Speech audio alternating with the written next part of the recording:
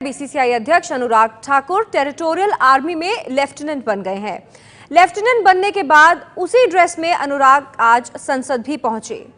तस्वीरें देखिए lieutenant colonel बनने के बाद अनुराग ठाकुर की।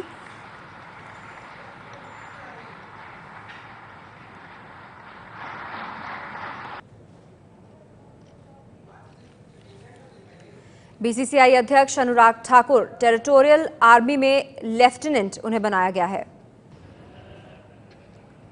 सांसद भी हैं अनुराग ठाकुर, तो आज जब वो संसद भवन पहुंचे तो इसी में पहुंचे। संसद में आपने इनको सवाल पूछते हुए सुना होगा, भारतीय युवा मोर्चा की लीड करते हुए आपने इनको देखा होगा, बीसीसीआई के अध्यक्ष तौर पर देखा होगा, लेकिन इस वर्दी में गारंटी है पहले कभी नहीं देखा होगा, क्योंकि आज बने हैं लेफ्टिनेंट ये टेरिटोरियल आर्मी में। अनुराग जी, सही पहचाना मैंने आपको?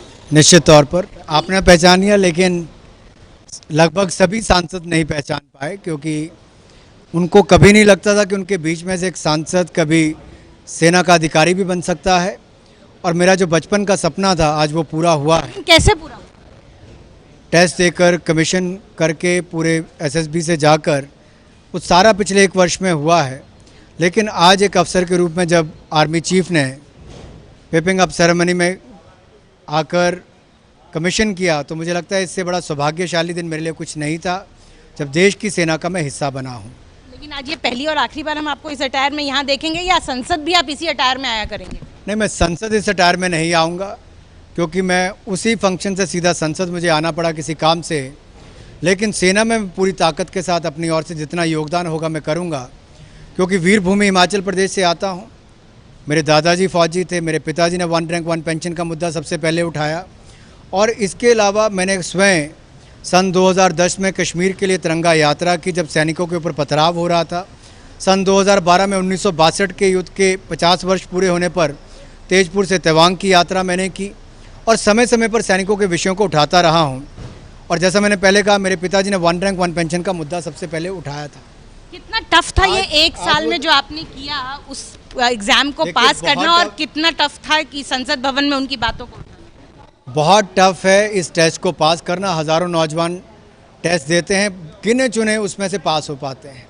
अगर 10-15 हज़ार प्रतिवर्ष देते हैं तो उसमें से गिने चुने 100 से भी कम कमीशन। फील्ड में जाने की भी रिक्वायरमेंट होगी, संसद, फिर अध्यक्ष, बीसीसीआई, बीजेवाईएम, उसके बाद इस तरह से टेरिटोरियल आर्मी में लेफ्टिनेंट, तो किसको कितना वक्त दे पाएंगे? मुझे लगता है हर तरफ आप कुछ करें, क्रिकेट चलाएं, युवा मोर्चा चलाएं, पार्लियामेंट की स्टैंडिंग कमेटी चलाएं, संसद में लोगों के विषयों को उठाएं, या अपना लोकसभा क्षेत्र देखें।